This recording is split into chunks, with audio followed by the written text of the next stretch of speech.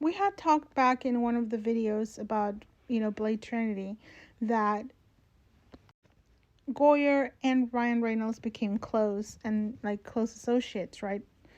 Kind of like Sean Levy, that kind of stuff. Like they were working together. He was working closely with him regarding like his ad libs, adding them, them scenes from Blade Trinity in there, taking time away from Wesley. See over here where like he was talking about like then I had the idea of sort of dropping Blade into the real world and also injecting the humor of into the franchise, creating these other characters, young vampire hunters called the Night Stalkers. They wanted to do a spin-off with them. I think Goyer is the one who got Reynolds into Deadpool. It says Reynolds had shown interest in playing Deadpool ever since learning that the character referred to himself in the comics as Ryan Reynolds crossed with a Sharpay. And then he was like, clearly this was destiny. Now, this happened in 2005. He says that in another interview that he learned about the character in 2005. So after finding out Deadpool would be included in X-Men Origins, Wolverine Reynolds starred as the character in that film and pursued a Deadpool film further, going through several directors before landing on visual effects animator and Blur Studio co-founder Tim Miller. Now, Tim Miller had like name recognition, but no feature film experience. Basically, another Ree Morano. Further explain that situation, in the LA Times, I found this article where, he was introduced to Deadpool and kind of officially committed to doing it. I was meeting with Avi Arad. Avi is in the DVD commentary for Blade Trinity as well. Him and David Goyer, were working together. And so it was like a team, between Ryan and David and Avi.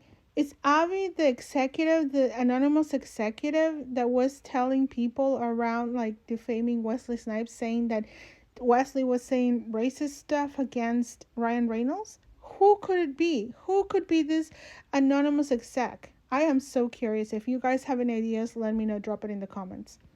Anyway, back when we were trying to develop it with David Goyer and a couple of other people came and went, then Fox obviously started handling everything from there, and it just turned into a roller coaster ride of stagnation for everyone, really. So basically, they were blocking his project. Oh my gosh. He says, I read the, oh, right here. My introduction to this particular comic book was in 2005, where I tell you. I'm thinking it was David Goyer. Oh my gosh, that who really got him into comic books, because he is the one, the writer, the adapter, the ones that's really good. Unfortunately, because I really believe that Goyer is very racist. The things, forget about what he said and anything else, what he's done. You're talking about, according to Patton Oswalt, who has been singing like a canary like ever since Blade. They went to a strip club and he paid for the tab for a bunch of bikers to show up the next day and intimidate Wesley Snipes on set the next day. A white man trying to intimidate his black talent. So yeah, no, I don't like this guy at all. So somebody went and like researched like David Goyer's MySpace. Oh my gosh, MySpace. And then they found something that he had put in there. It says, the God's honest truth was that in the Warner Brothers and myself is that Warner Brothers and myself simply couldn't agree on what would make for a cool Flash film. They ditched the script, and the movie went through numerous scripts and directors and possibly two or three cinematic universes. And while Reynolds would have suited this incarnation of Wally, the script did put the idea in certain executives' minds that Ryan Reynolds should really be a superhero. The result was Reynolds horribly miscast as Green Lantern. I don't think that he was like miscast. I think that they were trying to get him, okay, while we develop this, or while we get the green light for Deadpool, you need more superhero stuff under your belt. You need to be able to, and it kind of backfired. Regarding the Wesley Snipes IRS situation, I don't know. Like, this is what I found. Basically, he was allegedly convicted in 2008 for failure to file. He was sentenced to 3 years, serving 845 days in prison before finishing his sentence under house arrest in April of 2013. He owed approximately 23.5 million in back taxes. But then the documents are pretty weird. Like, let me show you. This is what I found so far. Look, it's Tampa, Florida.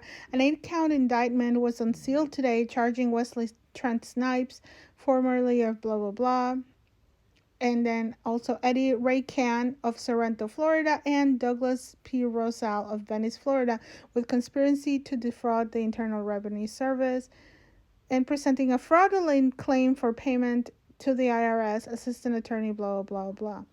So Snipes is also charged with 6 counts of failing to file income tax returns.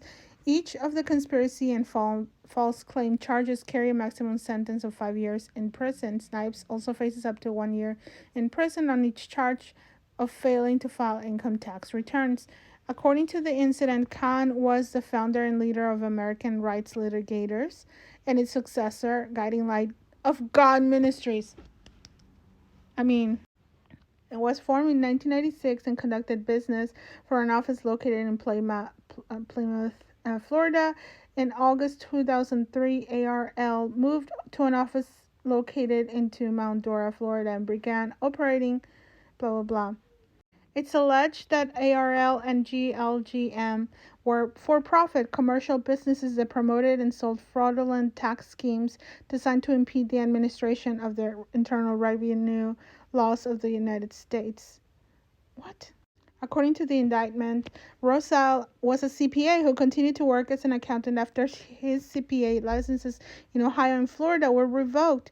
He allegedly prepared fraudulent tax returns for ARL members. For each fraudulent tax return, ARL charged its members a fee, half of which it allegedly paid to Rosal.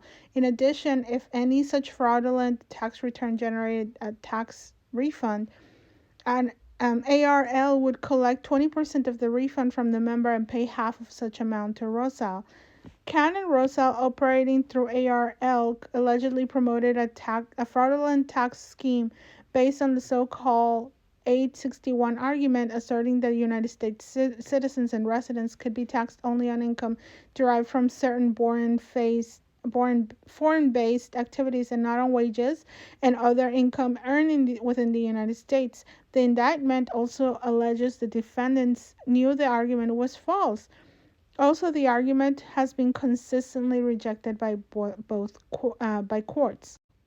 The indictment alleges that Snipes, Can, and Rosal attempted through dishonest means to make it appear as if Snipes had no liability for federal income taxes, when in fact Snipes had such liability. So it seems to me that he got defrauded, like taken advantage by people, but then he still has to pay. I mean, if you don't even know about, like, whenever you get to that kind of money, and like people with CPA licenses are telling you no.